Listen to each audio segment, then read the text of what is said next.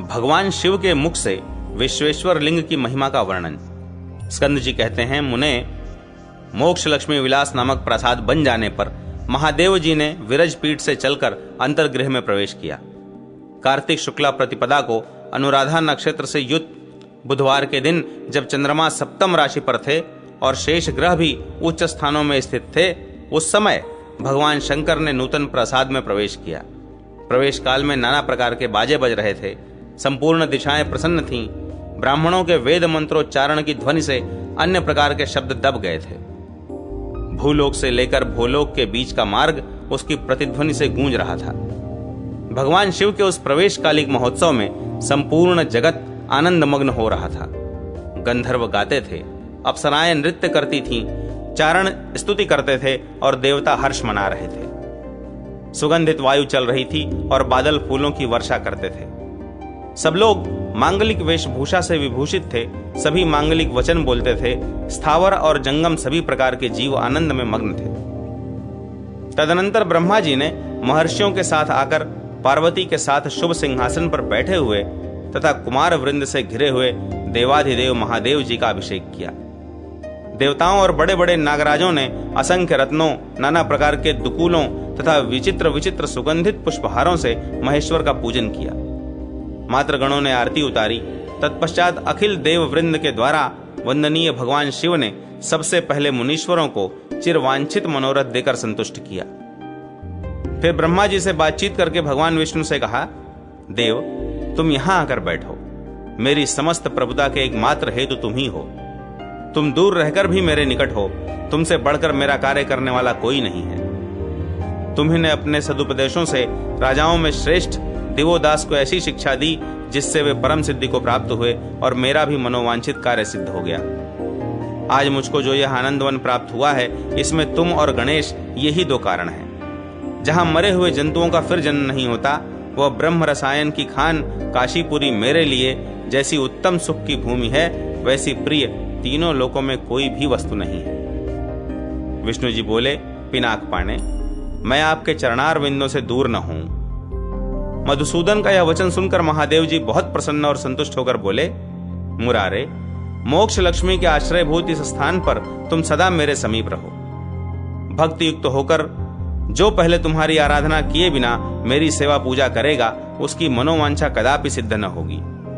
अच्युत, इस मुक्ति मंडप में रहकर जो मुझे सब ओर से सुख प्राप्त होता है, वह अत्यंत निर्मल कैलाश पर्वत पर भी नहीं मिलता और निश्चल शोभा वाले भक्त हृदय में भी वैसे सुख की प्राप्ति नहीं होती।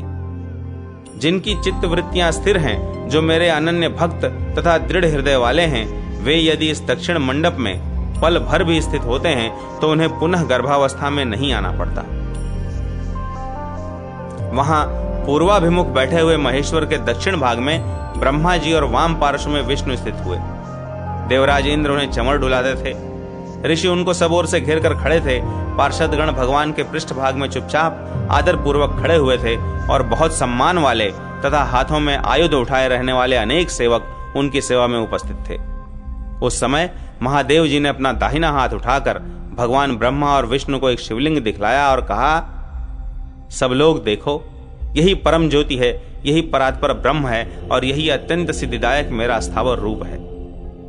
यहाँ जो ये मेरे भक्त रहते हैं, ये सिद्ध हैं, आबाल ब्रह्मचारी हैं, जितेंद्रिय, तपस्वी, पंचाक्षर मंत्र के ज्ञान से निर्मल, भस्म समूह पर शयन करने वाले, इंद्रिय संयमी, सुशील, ऊर्ध्वरेता, लिंगार्चन परायण, मन और इंद्रियों को मेरे सिवा अन्यत्र न ले जाने वाले, जल और भस्म द्वारा स्नान करके अत्यंत पवित्र, कंद, मूल और फल भोजन करने वाले, परम तत्व सदाशिव की ओर सदैव दृष्टि रखने वाले, क्रोध को जीतने वाले, मोह रहित, परिग्रह शून्य, निष्काम, निष्प्रपंच, निर्भय, निरोग, धन ऐश्वर्य से रहित, निःसंग, निर्मल अंतःकरण वाले, भयंकर संसार सागर के पार पहुंचे हुए, निर्विकल्प, निष्पाप, निर्द्वंद्व, सिद्धांत भूत अर्थ को ग्रहण करने वाले, अहंकार की वृत्तियों से रहित, सदा ही मेरे परम प्रिय, मेरे पुत्र तुल्य तथा मेरे ही स्वरूप हैं।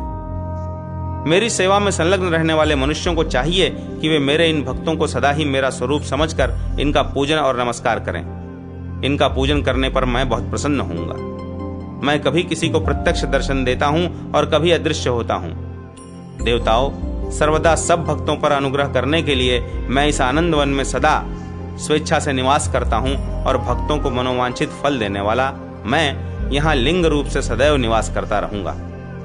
इस तीर्थ में स्वयंभू और अस्वयंभू जितने भी लिंग हैं, वे सब सदा इस लिंग का दर्शन करने के लिए आते हैं। इसमें संदेह नहीं कि मैं संपूर्ण लिंगों में समान रूप से स्थित हूँ, तथापि यह तो लिंग स्वरूपा मेरी परामूर्ति है। जिसने श्रद्धा और शुद्ध दृष्टि से मेरे इस लिंग का दर्शन किया है, उसने मानो मेरा प्रत्यक्ष दर्शन कर लिया है। ऋषियों के साथ संपूर्ण देवता सुन लें, इस श्रेष्ठ लिंग का नाम श्रवण करने से भी जन्म भर का पातक क्षण भर में नष्ट हो जाता है और इसके स्मरण से 2 जन्मों का पाप दूर होता है। इस उत्तम लिंग के दर्शन के उद्देश्य से अपने घर से निकलते समय ही 3 जन्मों का संचित किया हुआ महापाप भी लीन हो जाता है। देवताओं, मुझ विश्वेश्वर के स्वयंभू लिंग का स्पर्श करने मात्र से सहस्त्रों राजसूय यज्ञों का फल प्राप्त होता है। इस लिंगराज की भक्ति पूर्वक पूजा मात्र करने से सहस्त्रों सुवर्ण कमलों द्वारा पूजन करने का फल प्राप्त होता है। जो पंचामृत आदि के साथ इस शिवलिंग की महापूजा करता है, उसे 4 पुरुषार्थों की प्राप्ति होती है। देवताओं, वस्त्र से छाने हुए जल के द्वारा इस लिंग को स्नान कराकर श्रेष्ठ पुरुष 1,00,000 अश्वमेघ यज्ञों का फल प्राप्त करता है। जो इस विश्वेश्वर लिंग का दर्शन करके अन्यत्र भी मृत्यु को प्राप्त होता है, उसकी भी जन्मांतर में मुक्ति हो जाती है। जिसकी जिह्वा के अग्रभाग में विश्वनाथ यह नाम विराज रहा है, कानों में विश्वनाथ की कथा सुनाई पड़ती है और चित्त में भगवान विश्वनाथ का चिंतन हो रहा है, उसका इस संसार में जन्म कैसे हो सकता है। जो मुझ विश्वनाथ के लिंग में विग्रह का दर्शन करके मन ही मन प्रसन्न होता है, वह अपने महान पुण्य के बल से मेरे गणों में गिना जाता है। जो प्रतिदिन 3 संध्याओं के समय विश्वनाथ विश्वनाथ विश्वनाथ का जप करता है, उस पुण्यात्मा का नाम मैं भी निश्चय ही जपता रहता हूँ। देवताओं, यह महालिंग मेरे द्वारा भी सदैव पूजन करने योग्य है। इसलिए देवताओं, ऋषियों तथा मनुष्यों को तो सर्वथा प्रयत्न करके इसकी पूजा करनी चाहिए। जिन्होंने इस लिंग को प्रणाम किया है, वे देवताओं और दैत्यों से भी वंदित होते हैं। मैं अपनी भुजा उठाकर बारंबार इस बात को दोहराता हूँ कि इस त्रिगुणमय जगत में 3 ही सार वस्तु हैं: विश्वनाथ लिंग, मणिकर्णिका का जल और काशीपुरी। तदनंतर महादेव जी ने पार्वती जी के साथ उठकर उस शुभ लिंग का स्वयं सुंदर पूजन किया और फिर उसी में लीन हो गए। तब उन देवताओं ने जय जयकार पूर्वक महेश्वर का स्तवन किया। अगस्त्य, इस प्रकार इस अविमुक्त क्षेत्र के प्रभाव का एक अंश मात्र बताया गया, जो सब पापों का नाश करने वाला है। तुम थोड़े ही समय में पुनः उत्तम काशीपुरी को प्राप्त होगे। देखो, ये भगवान सूर्य अस्ताचल के शिखर पर जा चुके हैं, इसलिए अब तुम्हारे और मेरे लिए भी मौन धारण करने का समय आया है। व्यास जी कहते हैं, सूत, इस प्रकार काशी की महिमा सुनकर लोपामुद्रा सहित मुनिवर अगस्त्य पार्वती जी के पुत्र स्कंद को बार बार प्रणाम करके संध्योपासना के लिए चले गए। चंद्रशेखर भगवान शिव के क्षेत्र काशी धाम का रहस्य जानकर अगस्त्य जी स्थिर चित्त हो शिव के ध्यान में तत्पर हो गए। सूत, इस आनंद वन की बड़ी भारी महिमा है। कौन ऐसा मनुष्य है जो सैकड़ों वर्षों में भी इसकी महिमा का वर्णन कर सकता है। परमात्मा शिव ने पार्वती जी से काशी का जैसा महात्म्य कहा था, वैसा ही स्कंद ने भी महर्षि अगस्त्य को सुनाया था।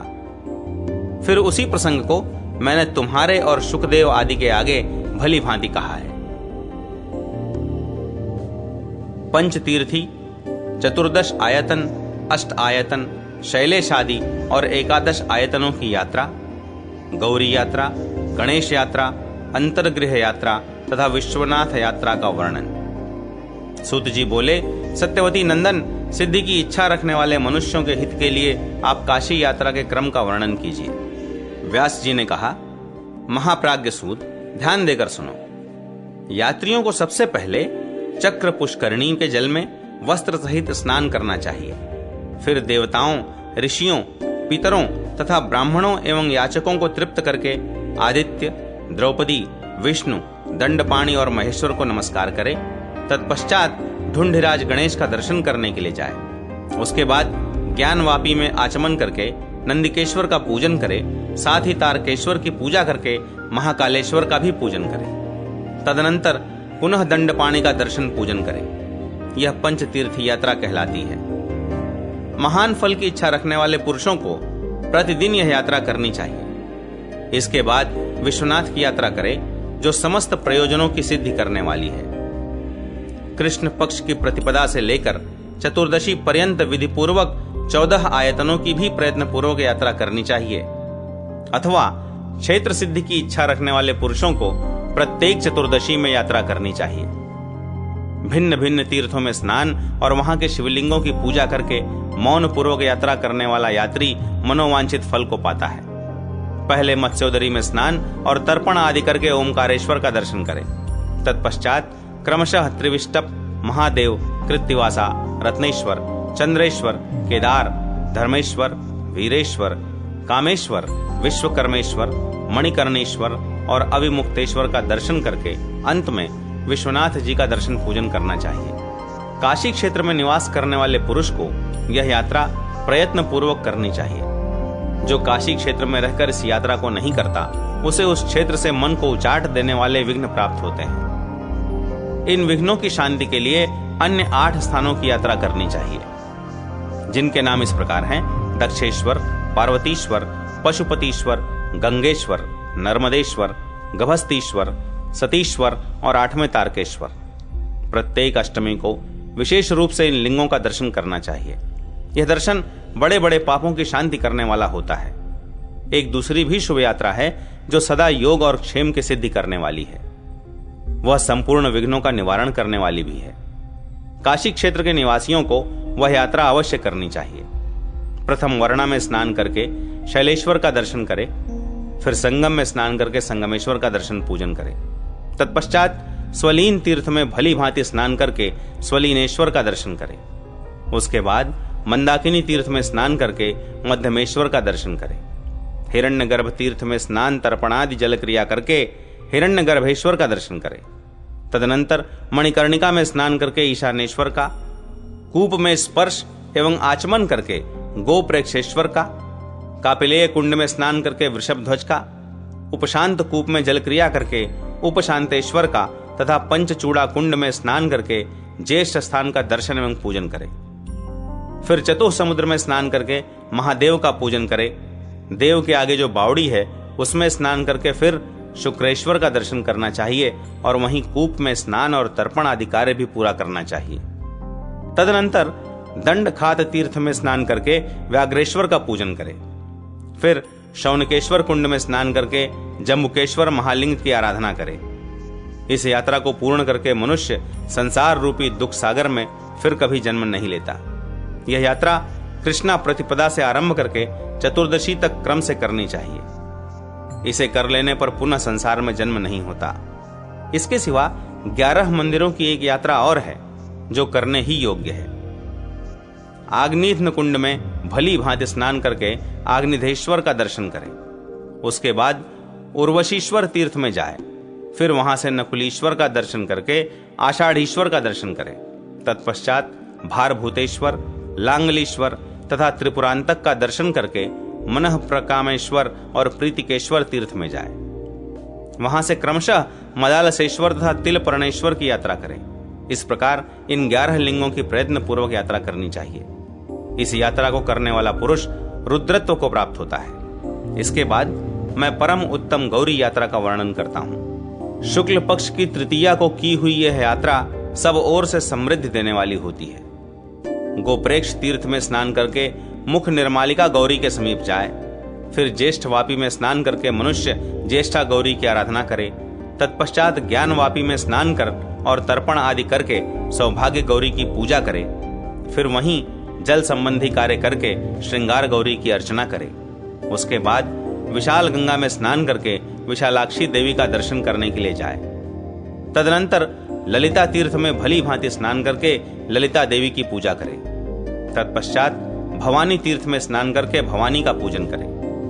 फिर विंदु तीर्थ में स्नान आदि करके मंगला गौरी की पूजा करनी चाहिए। वहां से स्थिर लक्ष्मी की वृद्धि के लिए महालक्ष्मी के समीप जाए।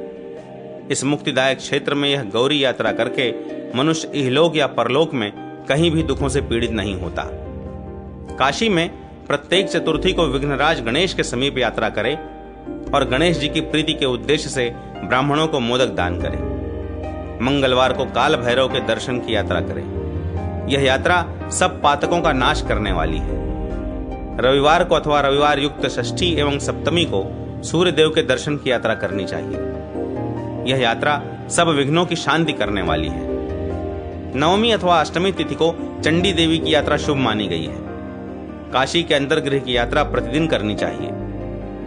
पहले प्रातः काल स्नान करके 5 विनायकों को नमस्कार करें, फिर विश्वनाथ जी को नमस्कार करके मुक्ति मंडप में स्थित हो मैं अपनी पाप राशि के निवारण के लिए अंतर्गृह की यात्रा करूंगा, इस प्रकार नियम लेकर पहले मणिकर्णिका तीर्थ में जाए। वहां स्नान करके मौन भाव से आकर मणिकर्णेश्वर की पूजा करें। फिर कंबल और अश्वतर को नमस्कार करके वासुकेश्वर को प्रणाम करें। तत्पश्चात पर्वतेश्वर का दर्शन करके गंगा केशव का दर्शन करें। फिर ललिता देवी का दर्शन करके जरासंधेश्वर को नमस्कार करें। वहां से सोमनाथ और वाराहेश्वर का दर्शन करने के लिए जाए। तत्पश्चात क्रमशः ब्रह्मेश्वर, अगस्तीश्वर, कश्यपेश्वर और हरिकेशव को नमस्कार करके वैद्यनाथ का दर्शन करें। तत्पश्चात ध्रुवेश्वर का दर्शन करके गोकर्णेश्वर का पूजन करते हुए हाटकेश्वर के समीप जाए। वहां से अस्तिक्षेप तड़ाग पर जाकर कीकशेश्वर का दर्शन करें। वहां से आगे जाकर क्रमशः भारभूतेश्वर, चित्रगुप्तेश्वर, चित्रघंटा देवी तथा पशुपतीश्वर को नमस्कार करके पिता महेश्वर के समीप जाए। तत्पश्चात कलशेश्वर का दर्शन करके क्रमशः चंद्रेश्वर, वीरेश्वर, विद्येश्वर, अग्निश्वर, नागेश्वर, हरिश्चंद्रेश्वर, चिंतामणि विनायक और सब विघ्नों को हरने वाले सेना विनायक का दर्शन करें। तदनंतर वशिष्ठ और वामदेव दोनों मूर्तिमान महर्षियों का काशी में यत्नपूर्वक दर्शन करना चाहिए। ये दोनों बड़े बड़े विघ्नों का नाश करने वाले हैं। तदनंतर सीमा विनायक, करुणेश्वर, त्रिसंधेश्वर, विशालाक्षी, धर्मेश्वर, विश्वभुजा, आशा विनायक, वृद्धादित्य, चतुर्वक्त्रेश्वर, ब्राह्मीश्वर, मनः प्रकामेश्वर, ईशानेश्वर, चंडी, चंडीश्वर, भवानी, शंकर तथा ढूंढिराज गणेश का दर्शन एवं उन्हें प्रणाम करें। तदनंतर राजराजेश्वर की पूजा करें। उसके बाद लांगलीश्वर, नकुलीश्वर, पटान्नेश्वर, परद्रव्येश्वर, प्रतिग्रहेश्वर, निष्कलंकेश्वर और मार्कंडेश्वर की पूजा करके अप्सरेश्वर तथा गंगेश्वर का पूजन करें। तदनंतर ज्ञानवापी में स्नान करना चाहिए।